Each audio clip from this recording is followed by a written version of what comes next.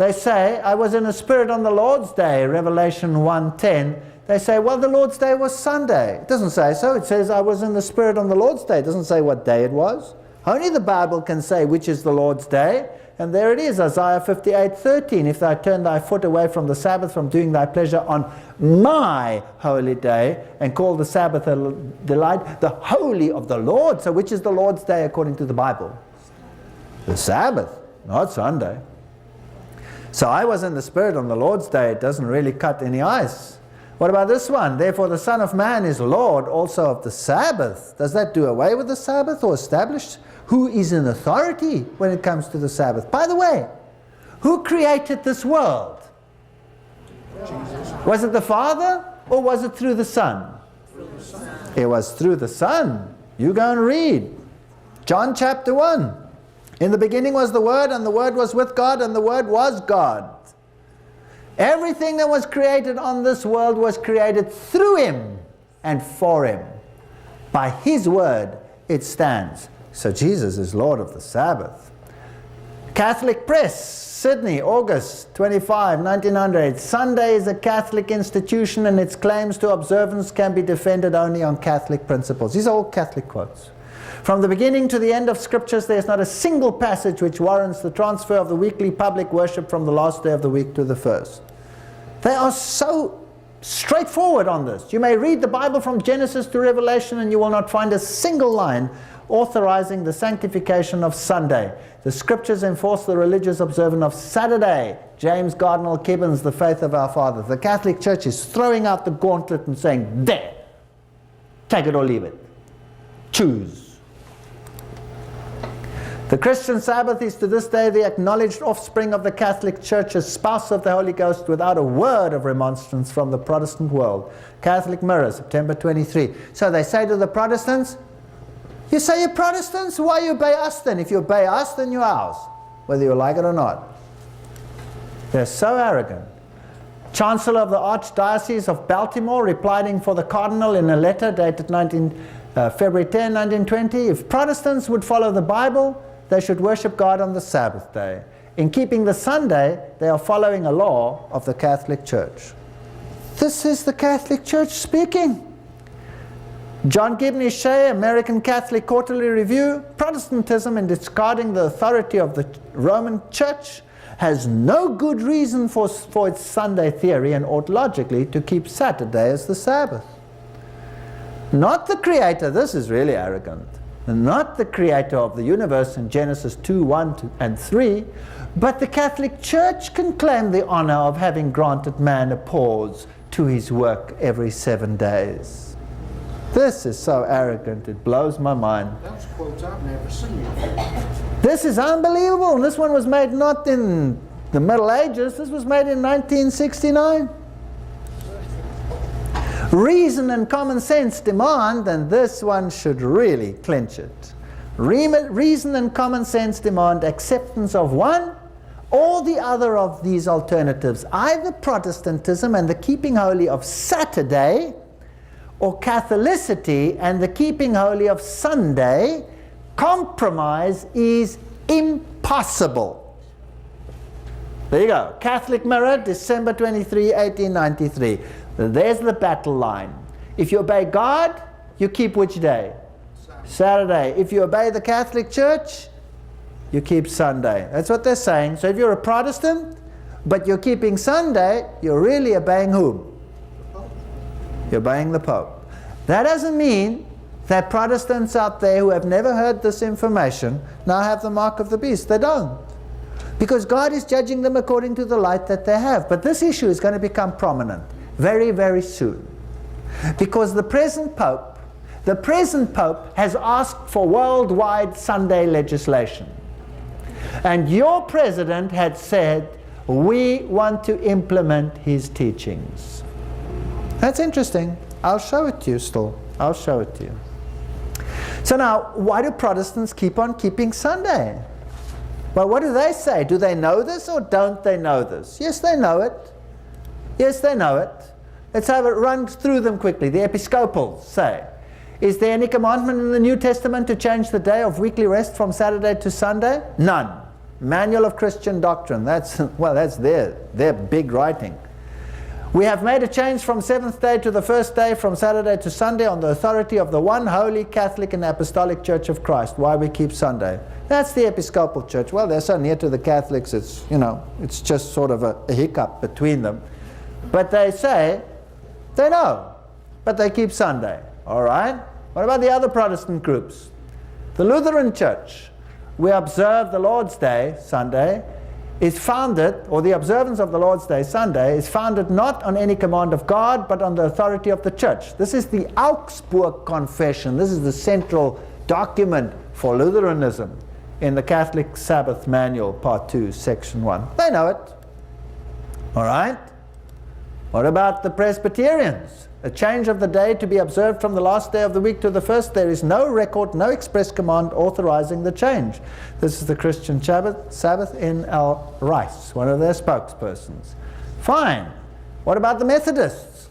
Take the matter of Sunday. There is no passage telling Christians to keep that day or to transfer the Jewish Sabbath to that day. Christian Advocate, July 2, 1942. So the Methodists know it. Well, what's going on here? What about the Congregationalists? It's quite clear that however rigidly or devoutly we spend Sunday, we are not keeping the Sabbath. There's not a single sentence in the New Testament to suggest that we incur any penalty by violating the supposed sanctity of Sunday. This is the Ten Commandments by Dr. Dale. All right, that's the Congregationalists. Is there anybody out there? Hello, Anglicans? Many people think that Sunday is the Sabbath. But neither in the New Testament nor in the early church is there anything to suggest that we have any right to transfer the observance of the seventh day of the week to the first. The Sabbath was and is Saturday, not Sunday. Reverend Lionel Beer, Church of the People. There we go. Well, what about the Baptists? There was and is a commandment to keep holy the Sabbath day, but that Sabbath was not Sunday. There is no scriptural evidence of the change of the Sabbath institution from the seventh day to the first day of the week. Is this anybody speaking? Oh no, this is Hiscox. He's the author of the Baptist Manual. He should know. So they all know. Every single one of them knows. Here's another one. Reverend Philip Carrington, Anglican Bishop, Quebec. He sent them all in a scurry saying outright that there was nothing to support Sunday being kept holy. He definitely told a church meeting in this city of straight-laced Protestantism that tradition, not the Bible, had made Sunday the day of worship. Toronto Daily Star. So tradition, pagan tradition, introduced by Rome, kept it. Now what does the Lord say about tradition? Well, let's read that. Almost all churches throughout the world celebrate the sacred mysteries, the Lord's Supper, on the Sabbath of every week. Yet the Christians, and now note this, of Alexandria and at Rome, on account of some ancient tradition, have ceased to do this. This is ecclesiastical history. Now, Alexandria is the one where all the pagan doctrines were introduced. This is where the Sadducees learned that there was no resurrection, but that when you go to heaven, you go and sit on Abraham's lap. And Jesus said, hey, what are you teaching there? There's no such thing. So Alexandria and Rome are the seat of paganism. Alexandria taught ancient Egyptian Gnostic mysteries and based on Kabbalism and Gnosticism, ancient tradition. Well, Catholic record says Sunday is founded not on scripture but on tradition and is a distinctly Catholic institution. We will deal with that in some astounding detail, what paganism has done and how occultism has controlled some of these decisions. The New Testament makes no explicit mention that the apostle changed the day of worship, but we know it from tradition. This is the Revised Baltimore Catechism. So these are the authoritative documents of the church. It's all based on tradition. And the Bible says, Matthew 15, 3, 6, and 9, he answered and said to them, why do you transgress the commandment of God by your tradition? And you voided the commandments of God by your tradition, but in vain they worship me, teaching for doctrines the commandments of men. Can you do it, yes or no? No, you can't. You cannot substitute tradition for obedience. These people honor me with their lips, but their hearts are far from me. They worship me in vain. Their teachings are but rules taught by men. And he said to them, you have a fine way of setting aside the commands of God in order to observe your own traditions. Mark 7 and 9. So the Bible says one thing, the Rome says another, and here we have a basis for conflict. And this basis for conflict is going to rise like a mushroom, and it's going to come to a head very, very soon. The authority of the church could therefore not be bound by the authority of the Scriptures, because the church had changed the Sabbath into Sunday, not by the command of Christ, but by its own authority. Canon and Tradition, page 263. That's it. That's the choice, whether we like it or whether we don't. Acts 20 says, for I know this, that after my departure, grievous wolves come in and change the doctrines. All right. If you go to your churches and you ask them, why do we keep Sunday? Then there is a scurry and a flurry. And then there will be some scriptural evidence brought forward, although all the authoritative writers have said there is no scriptural authority for the transfer. Yet they will tell you there are texts in the Bible which said that they worshipped on the first day of the week, and therefore we worship on the first day of the week. Or they will say that Jesus abolished the Sabbath and nailed it to the cross, and we no longer keep it. Therefore let no one judge you as to a Sabbath day, quoting Colossians and all those texts. Or they will say to you, how do we know what the Sabbath is? You know, there's been so much time, and then it really doesn't matter. Observe any day. What day did God say you must observe? The Sabbath day. Imagine you have a rendezvous with your loved one that you haven't seen for a long time, and she says, Wednesday morning, 7 o'clock, I arrive. Please pick me up at the station. And you think, okay, that's all right. I love her. I'll go on Thursday. Do you think she'll be happy? I kind of doubt it. All right. Thank you. The first day of the week. Let's have a look at these texts that are used to substantiate Sunday observance. The first text we find in Matthew 28 verse 1. It says, there are 8 texts about the first day of the week that are used. The first one says, in the end of the Sabbath it began to dawn towards the first day of the week, came Mary Magdalene and the other Mary to see the sepulchre, and that's it. Is there anything about a change of the Sabbath, yes or no? It's a purely historic statement. The New English Bible says the Sabbath had passed and it was daybreak on Sunday when Mary so-and-so and so-and-so. So it's a purely factual statement. There's nothing in it. All right, we can discard it. Luke 23, 54, 56, by the way, tells us that these women, they kept the Sabbath. They prepared spices and ointments and rested on the Sabbath day according to the commandment. So they knew nothing about a change. When these women came on the first day, it's because they didn't go on the Sabbath day, because they rested according to the commandment. All right, the second text we find in Mark chapter 16, 1 and 2. And when the Sabbath was past, Mary Magdalene and Mary the mother of James and Salome had brought spices that they might come and anoint him. Very early in the morning on the first day of the week they came to the sepulchre at the rising of the sun. Anything about a change there? Not a word. All right, third text, Mark 16, 9. When Jesus was risen early on the first day of the week, he appeared first to Mary Magdalene, out of whom he had cast 7 devils. Anything there about a change? Or is it just a statement of fact? Statement of fact, nothing there about a change. We can discard that one. Fourth text. Now upon the first day of the week, very early in the morning, they came to the sepulchre bringing the spices. So that's in Luke, it's the other gospel. He repeats the story. Anything about a change? Nothing. So we can discard that one. We only got 4 left that we have to deal with. Fifth one, John 20 verse 1. The first day of the week cometh Mary Magdalene early when it was yet dark into the sepulchre, and seeth the stone taken away from the sepulchre. Anything there? Nothing. That leaves us with 3. Sixth text, John 20 verse 19. Then the same day at evening, being the first day of the week, when the doors were shut where the disciples were assembled, for fear of the Jews, came Jesus and stood in the midst and says unto them, Peace be unto you. This one is used quite often. Aha! The disciples came together on the first day of the week. They were worshipping. It doesn't say so. It says they came together on the first day of the week for what? Fear of the Jews. You see, on the Sabbath, they knew they were relatively safe because no Jew would do anything. He would think he would be breaking the Sabbath. But when the Sabbath was over, they were quaking in their boots. So it says nothing about worship. That leaves two texts, and these are the hot ones. Acts 20 verse 7. And upon the first day of the week, when the disciples came together to break bread, Paul preached unto them, ready to depart on the morrow, and continued his speech until midnight. Now the New English Bible says on Saturday night they came together. They say, well, here's the text which says that they worshipped on the Sabbath day and they had communion. They broke bread. Now let's analyze this text carefully. On the first day of the week, they came together to break bread. When does the first day start? At the end of the Sabbath. What time of day was that? It was in the evening. So, they came together when the first day of the week came. It was evening and they came to break bread.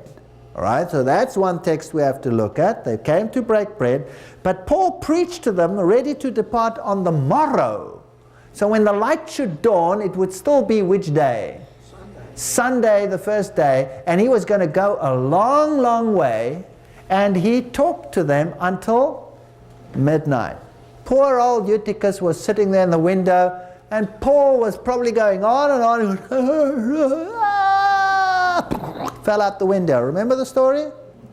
And Paul had to rush down and prayed over him, and he got up. So this was not a Sunday morning meeting. This was a evening meeting. But it wasn't held on the Sabbath because the Sabbath was holy. They came together after the Sabbath. Paul had a lot to tell them. And if Sunday was so holy, why was Paul going to march the next day many, many kilometers on the so-called Holy Sunday? No. So we only have one thing still to deal with, the breaking of the bread. Let's make sure that it was in the evening. We read further in Acts 28 and 11, there were many lights in the upper chambers where they were gathered together. So it was dark, right? And it couldn't have been Sunday evening because that would have been the second day of the week, so they came together after the Sabbath. When he therefore came up again and had broken bread and eaten, he talked a long while, even till break of day, so he departed.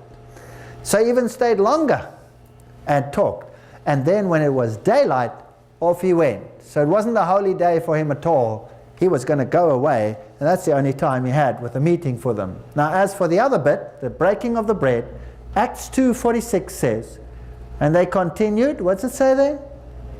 Daily with one accord in the temple, breaking bread from house to house, did they eat their meat with gladness of heart. So they didn't have a communion, they had supper together. That's what it was. So we have one text left. One text left. So in fact, this text, this previous one, supports the sanctity of the Sabbath. Because only after the Sabbath did they get together to discuss issues, and then off they went. 8th text, 1 Corinthians 16, 1 and 2. Now concerning the collection for the saints. Yes, they held church collection. As I have given order to the churches of Galatia, even so you do. Upon the first day of the week, let every one of you lay by him in store. By the way, the Weymouth translation brings it out nicely. It says, lay by at home, as God has prospered him, that there be no gathering when I come. So the critics will say, well, they held a collection during the service in church. No. The text refers to a putting aside of the money on the first day of the week at home. Now let's think about that. In the old days, like with many people that still work today that earn their money on a weekly basis, when is payday on a weekly basis? Friday. Friday you get your pay, the work is over, you get your pay. Now you take your money and you take it home. But in the mindset of the Hebrew, Friday is the preparation. You're getting ready for the Sabbath. Paul says, put your money aside when? On the first day of the week. The logical thing is to work it all out, put aside your offering and your tithe and whatever you want to put aside. Paul says no. Don't do it on the Friday when you get your money. The Sabbath is coming. The Sabbath is holy. Do it early on the first day of the week, after the Sabbath. So when the Sabbath is over, after Sunday, you go and sit down, put aside your money so that you don't use it during the next week, and then keep it there until it can be collected. So does it help Sunday worship or does it help Sabbath worship, this text? It's actually for Sabbath worship. The Sabbath is so holy, do it on the first day of the week. So none of those texts did it. So did Jesus change the Sabbath? Luke 4:16. And he came to Nazareth where he had been brought up, and as his custom was, he went into the synagogue on the Sabbath day and stood up to read. So Jesus kept the Sabbath. Jesus said not one jot or one tittle would be removed from the law. Matthew 5:17 to 19. Jesus didn't change the Sabbath. For even hereunto we are called, because Christ also suffered for us, leaving us an example, that we should follow him. And we should walk even as he walked, 1 John 2:6. So Jesus kept the Sabbath. There's no evidence of a change of a Sabbath. So where's the evidence? Malachi 3:6, I am the Lord, I change not. Jesus didn't change. Psalms 89:4, my covenant will I not break, nor alter the thing which has gone out of my lips. God doesn't change. Jesus Christ is the same yesterday, today, and forever. Hebrews 13:8. Who changed it? Catholic Church, not Jesus. If you love me, then keep my commandments. If you love them, keep their commandments. If you keep my commandments, you shall abide in my love, even as I have kept my Father's commandments and abide in his love. And he said, I know him, and he that says I know him and keeps not his commandments is a liar, and the truth is not in him. That's strong words. 1 John 2 verse 4. That's it. You either obey God or you don't. For this is the love of God, that we keep his commandments, and his commandments are not grievous. 1 John 5 verse 3.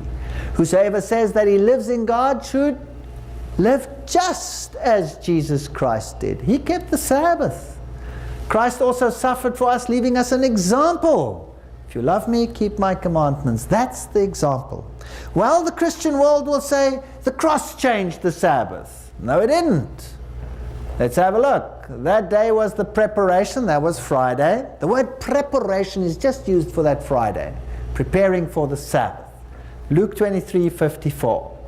And the women also which came from Galilee followed, beheld the sepulchre, and laid down his body. You remember that story? And they returned, prepared spices, ointment, rested on the Sabbath. There's no change here whatsoever. According to the commandment, Luke. And they found the stone rolled away again on the first day. So, the 3 days of the crucifixion. You have the preparation, that was Friday. You have the Sabbath. Jesus rested in the grave. They rested on that day, the disciples and the women. And on the first day, things started up again. No change. No change. So neither the death nor the resurrection changes it. Which day are the Jews keeping today? Saturday. Same as always. Matthew 24:20. Pray that your flight be not in the winter nor on the Sabbath day. Jesus is saying 70 AD, when they come to destroy this place, pray that the Sabbath day will not be the day when you have to flee. So he foresaw the Sabbath still being in existence then. One last text. Shake your heads. Go, brrr, wake up. What about Colossians 2:16? Wow, this one is used every time. Let no man therefore judge you in meat or drink, or in respect of any holy day, or the new moon, or the Sabbath days. That's the King James Version. Let no one judge you regard to the Sabbath days. Now, Sabbath days refers to the ceremonial Sabbath days. The Sabbath day refers to the 7-week or the 7-day week Sabbath. Let no one therefore judge you in meat or drink, or in respect of a feast day, or a new moon, or a Sabbath day. That's the American Standard Version. All right. Which of the 10 commandments deals with eating and drinking and new moons and all of those. Any of them? So which laws deal with eatings and drinkings and new moons and things like that? The ceremonial laws. Blotting out the handwriting of ordinances that was against us, which was contrary to us, and took it out of the way, nailing it to the cross. Let no man therefore judge you. So they say, Jesus nailed the Sabbath to the cross. No. Jesus never nailed the Sabbath to the cross. He nailed two things to the cross. The whole of the ceremonial law was nailed to the cross because Jesus became the fulfillment of the law. And the condemnation of the law was nailed to the cross, but not the law itself. How do I know? Because it says over there that these laws, this handwriting of ordinances, which was against us, and only the writings of Moses, the ceremonial law, were to be written in a book, placed beside the ark as a witness, says the Old Testament, against us. So these were a shadow of things to come. But the body, the substance of them, is Christ. Colossians 2:17. So let's quickly recap. The weekly Sabbath was instituted in Eden, right? Okay? And it points back to creation. It existed before sin. There it is. It points to creation. Hallow my Sabbath, keep the Sabbath, for in 6 days the Lord made the heavens, the earth, the sea, and the springs of water. It reminds us of where we come from. The shadow Sabbaths, in other words, the Feast of Unleavened Bread, the Passover, the Feast of the Wave Offering, the First Fruits, all of those special Sabbaths, they could fall on any day, but they pointed to the ministry of Christ. They point forward to Christ. So the ceremonial Sabbath linked the sanctuary service, the shadow service, and pointed forward to redemption. So when Colossians says the Sabbath was a shadow of things to come, who did it point to? Christ. The substance thereof being Christ. So when Christ died, he nailed the ceremonial law to the cross. We don't have to keep special Sabbaths anymore. We don't have to follow the rituals of the Passover, which have to do with eating and drinking and how much of the Passover you were supposed to have and all those issues. It deals with ceremonies. But the Sabbath deals with creation and the Ten Commandments. So those are the only texts that are used against the Sabbath. The disciples, did they change the Sabbath? Paul, as his manners was, went into them and 3 Sabbath days reasoned with them out of the Scriptures, talking to the Jews. And then it says, and he reasoned in the Sabbath with the Jews and the Greeks. And when the Jews were gone out of the synagogue, the Gentiles besought that these words may be preached to them the next Sabbath.